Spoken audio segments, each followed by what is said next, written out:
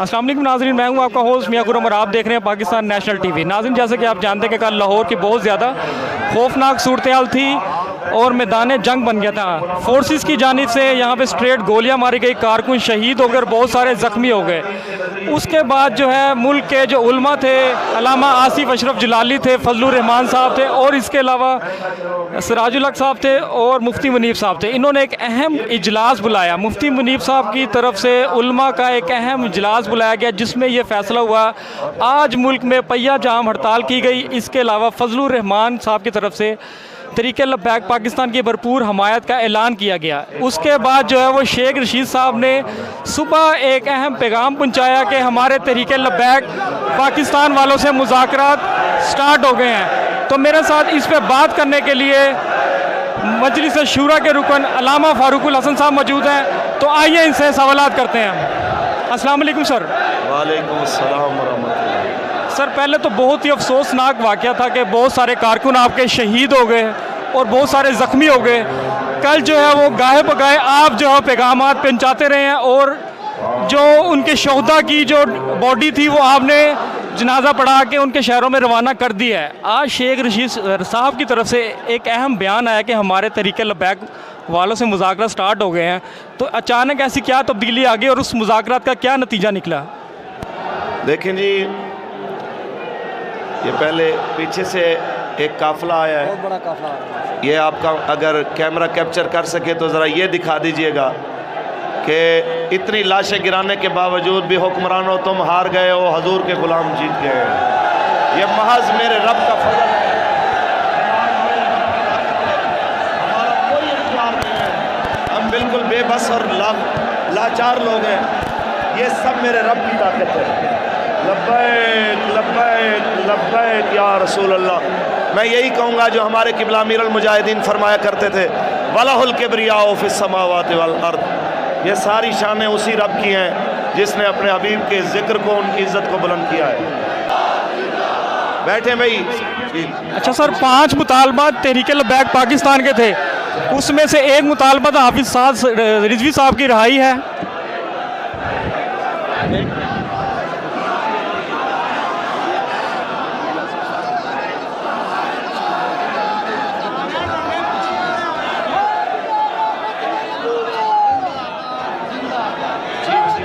अच्छा सर, 5 मुतालबात में से अगर हुकूमत कोई भी मुतालबा कबूल नहीं करती तो वो एक मुतालबा कौन सा होगा वो आप फैसला उनका कबूल नहीं करेंगे? आपके मुतालबात थे कि फ़्रांस के सफ़ीर को निकाला जाए, हाफिज़ साद रिजवी साहब की रिहाई हो, तरीके लब्बैक से कलअदम का टैग ख़त्म किया जाए, शेख रशीद साहब की तरफ जो है उनके खिलाफ इंक्वायरी बिठाई जाए और पैमरा जो है इस पर पाबंदी ख़त्म की जाए।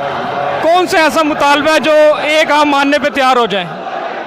देखिए जी, तहरीक लब्बैक या रसूल अल्लाह पहले तो उस मुआहदे पे खड़ी हुई है जो मुआहदा इन्होंने फैज़ाबाद में हमारे साथ किया था, और उस मुआहदे की अहद शिकनी करके जो भी खराबियां पैदा की हैं उनको ठीक करना हुकूमत की ज़िम्मेदारी है। लिहाजा हमारा इसके अलावा कोई नया मुतालबा नहीं है। तो हम कहते हैं उस मुआहदे को उसकी रूह के मुताबिक पूरा किया जाए और उसकी बदअहदी के बाद जो खराबियां पैदा की गई हैं, जिन्होंने पैदा की हैं वही उसको ठीक करेंगे। अल्लामा शफीक सर, अल्लामा शफीक अमीनी साहब की तरफ से अभी जो इसका दूसरा स्पेल चल रहा है मुज़ाकरात का, उसमें क्या आपको लगता है कि आप कामयाब हो जाएंगे और फ़्रांस के सफ़ीर को मुल्क बदर करने में, और इसके अलावा बाकी जो मुतालबात है वो भी आप मनवा लेंगे हुकूमत से? उसमें फारूकुल हसन अकेला नहीं, ये हजूर के ग़ुलाम सारे कामयाब होंगे इंशाअल्लाह। ये हजूर की ग़ुलामों की फ़तह होगी इंशाअल्लाह जब फ़्रांस का सफ़ीर यहाँ से दफ़ा होगा। अगर हुकूमत के साथ आपके मुज़ाकरात नाकाम हो जाते हैं, कल 20 अप्रैल है, उसके बाद आपकी क्या लाएअमल है, क्या हिकमत अमली आपकी तरफ से? मेरे ख्याल में कुछ चीज़ों का कबल अज़ वक्त तज़किरा नहीं अच्छा होता। बाद की बातें बाद में करते हैं, हम कौन सा जाने लगे हैं, इधर ही बैठे हैं। अच्छा सर, मेरा आपसे एक सवाल है। आपके मुज़ाकरात भी चल रहे हैं, इमरान खान साहब कौम से ख़िताब करते हैं, उसमें ये कहते हैं कि मुझ पे बहुत ज़्यादा यूरोपीय यूनियन का प्रेशर है, अगर मैं फ़्रांस के सफ़ीर को मुल्क बदर करता हूँ, मैं ये मामला UN नेशन में रखूँगा और इसके अलावा 56 जो ममालिक है, इस्लामी ममालिक, उनके सामने ये मामला लेके जाऊँगा। तो आप थोड़ा सा ये इंतज़ार कर लें इस हवाले से, ताकि मामला जो है अफ़वाम व तफ़हीम से यह हल हो जाए। वैसे मुझे आप एक बात बताएं कि खान साहब की यूरोपियन मानेंगे, उनकी पाकिस्तान में ओगरा वाले नहीं मानते कि भाई पेट्रोल की कीमतें बढ़ाना घटाना इनकी औकात नहीं है। तो आप सोचते हैं कि भाई यूरोप वाले उनकी मान लेंगे। ये बातें हैं कि भाई जितना इन्होंने अपने आप को समझा हुआ है ये कुछ भी नहीं है। हकीकत यह है कि अगर ये वाक़तन समझते हैं ना कि मेरी इज़्ज़त का गिराफ जो इज़्ज़त का गिराफ इनका गिरा है, अगर उसे उठाना चाहते हैं तो हमारे क़िबला अमीरुल मुजाहिदीन का एक ही फरमान था, इज़्ज़त उसी की होगी जो रसूलुल्लाह की इज़्ज़त पे कुर्बान हो।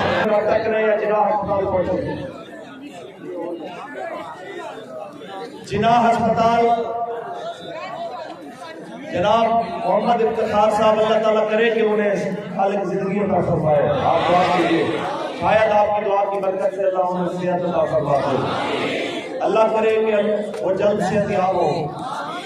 लेकिन वो बार बार अपने वरसा को कह रहे थे कि उनको बुलाएं, तो अभी तो खैर वो है भी बेहोशी के आलम में। तो अल्लाह करे कि अगर उन्हें होश आ जाए या खुदा न खास्ता कोई हमारी सोच की उलट काम हो जाए तो उनके वरसा जो है वो जल्द अज जल्द अस्पताल पहुंचे। दूसरे नजमुज़्ज़मान साहब ये वकील हैं खारिया के, तो इनके ऊपर भी इतना वो तेजाब वाला पानी डाला गया कि इनके मुंह और जिस्म के अंदर इनके बचने के भी चांसेस कम है।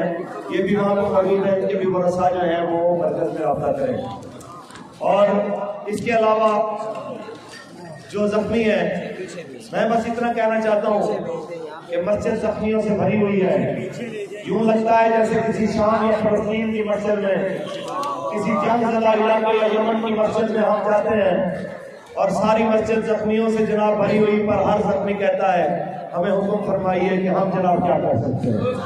आज एक जख्मी खुदा की कसम से कर रहा था और मुझे डॉक्टर साहब कहने लगे इसे कहें, इसे समझाएं कि ये अंदर लेटे लिए लेटता नहीं है। वो कहता है कि मेरा नाका था वो सामने स्कीम बोर्ड की पुल, मुझे वहां जाना है, आप मुझे वहां पे पहुंचाएं जी, मैंने वहां जाना है। तो आप अंदाजा लगाएं, उसको पुल से सीढ़ियों के वहां से धक्का दिया है और उस जगह से वो पता नहीं बड़े शदीद चोटों के साथ जख्मी हो के यहाँ पहुंचा। लेकिन अभी भी वो कहता है कि मैंने आका मौला की इज्जत और आमोद पे पहरा देना है। हम सब तब तक कायम है और आपकी बात कोई सुस्ती नहीं है। और पाकिस्तान आपसे भी गुजारिश है कि बराए मेहरबानी थोड़ी बेदारी की, बंदा 5-10 से ज्यादा रख लेता है तो कम अज कम इतनी लाशें भी नहीं गिरती और इतना जुल्म भी नहीं होता। ये हाजिरी लगवा के चले जाने वाली जो आदत है, ये आदत बड़ी खतरनाक है। यहाँ पे जो बंदे रात को सड़क पे सोते हैं, इनके भी घर वाले हैं, इनके भी बच्चे हैं, इनके भी कौन है, लेकिन वो सारी चीजों को भूल कर यही कहते हैं कि हम हो ना हो लजपाल गरीबाना की इज्जत का ठंडा हो।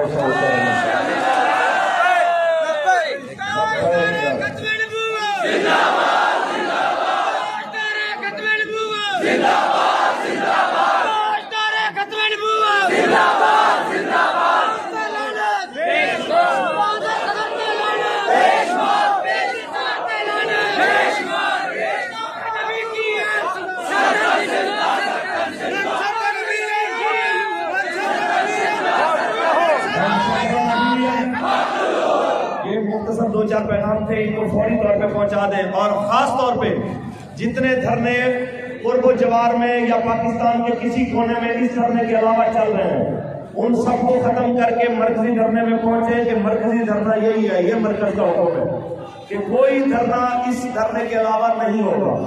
आपने इसी धरने में पहुंचना है। ये धरना फैसला करेगा कि जनाब आला आपने क्या करना है।